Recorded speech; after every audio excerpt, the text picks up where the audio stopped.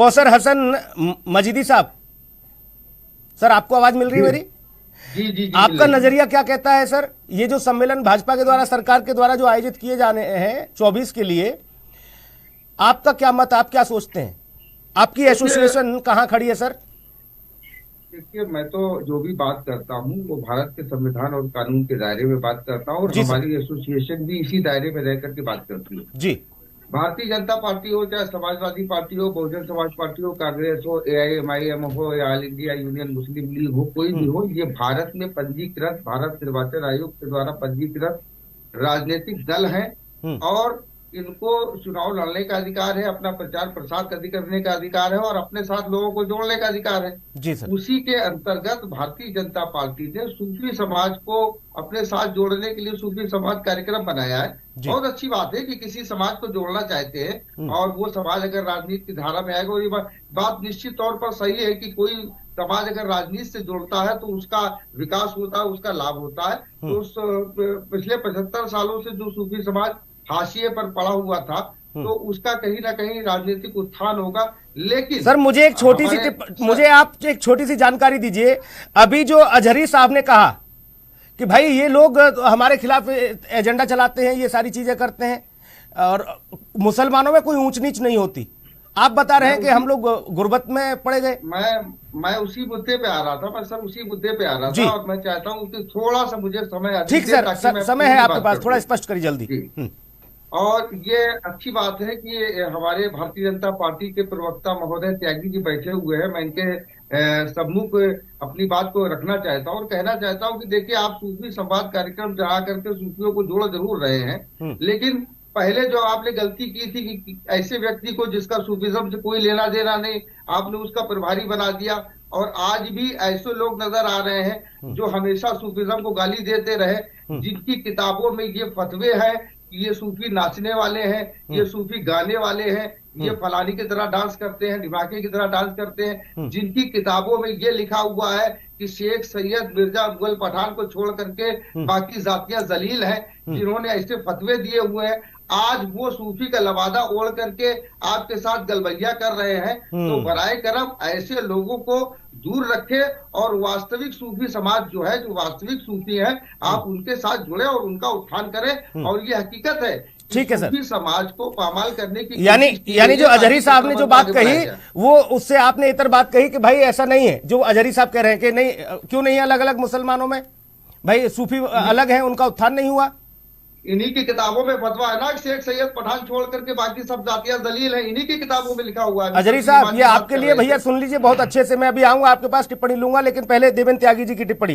अरे सूफियों, हर वो शख्स सूफी है जिनकी मज़ारात पर हम लोग हाजिरी देते हैं, चाहे वो पीलीभीत के शादी मियाँ हो, चाहे अजमेर के गरीब सैयदना गरीब नवाज हो।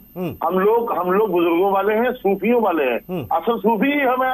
अब वो मजीदी साहब, अच्छा, यहाँ पर भी ये मसला है कि असल सूफी और नकली सूफी वाला करते हैं, जब भी बात करेंगे वो, उनका एक ही निशाना है, बरेली के बुजुर्गों की तौहीन करना उनका पेशा हो गया है। हम उनसे इसलिए बात ही करना नहीं चाहते, किसी भी चैनल पर हमारे साथ में बैठते हैं, हम उनसे बात करना नहीं चाहते, लेकिन जब बात आई, मजीदी साहब आप लोगों से बात ही नहीं करना चाहते, बताइए। तब हम बोल रहे हैं, क्योंकि इन्होंने आला हजरत इमाम अहमद रजा खान, आप बोल सकते हैं मजीदी साहब, रहमा को, देखिए ऐसा है कि ये श्रीमान जी जितनी भी बातें कर रहे हैं, मैंने तो डंके के चोट पर एक राष्ट्रीय स्तर के टेलीविजन चैनल पर बैठ करके कहा है कि इनकी पुस्तकों में सिर्फ इन्हीं की विचारधारा के अलावा को छोड़ करके बाकी सारे मुसलमानों को काफिर कहा गया। इन्हीं की पुस्तकों में लिखा हुआ है कि शेख सैयद मिर्जा मीर पठान छोड़ करके बाकी सारी जातियां रजील है, यानी जलील है।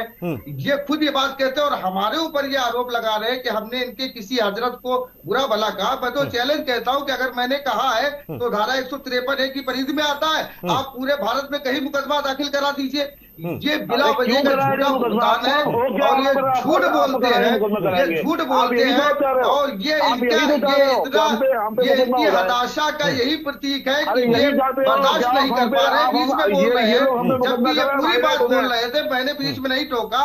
ये इनकी आज सूफी सम्मेलन भाजपा करा रही है, इसलिए अजहरी साहब को दिक्कत हो रही है। अरे आप सीधे सीधे भाजपा में शामिल क्यों नहीं हो जाते? अरे भाई मैं किसमें शामिल हूँ, किसमें नहीं हूँ, आप ये मेरा अधिकार है। हमारे देश के संविधान ने ये हमको अधिकार दिया है कि हम किसका समर्थन करें, किसका विरोध करें। आप हमारे संवैधानिक अधिकार, आप राष्ट्रीय निवेदन तो ये था आपसे कि कम से कम एक बात आप उस पर भी बोल देते, जिन हुकूमतों ने आपको वोट बैंक के लिए इस्तेमाल किया, एक बार उनके लिए भी कुछ कह देते तो कितना भला किया उन लोगों ने भी भारत की आजादी से लेकर अब तक।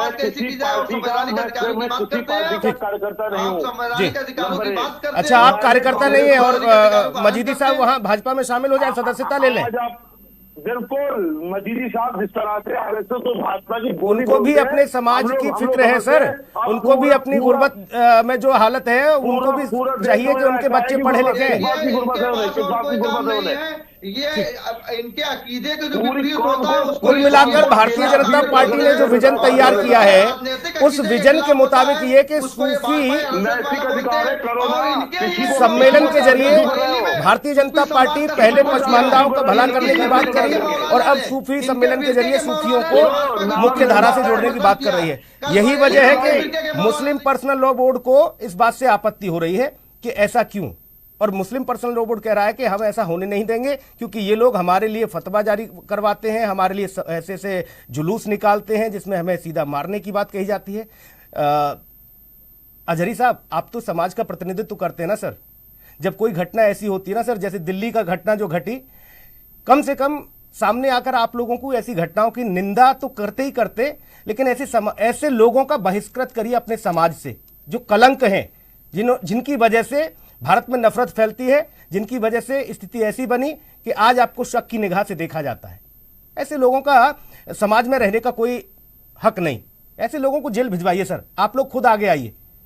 और सूफी की बात है तो सूफी सम्मेलन होने दीजिए। भारतीय जनता पार्टी अगर सबका साथ, सबका विकास, सबके विश्वास की बात कर रही है, सरकार की योजना का लाभ तो आप भी ले रहे हो ना सर।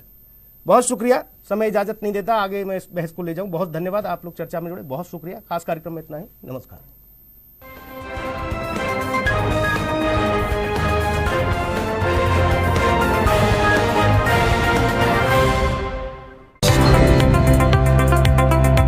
पंजाब के मुख्यमंत्री भगवंत मान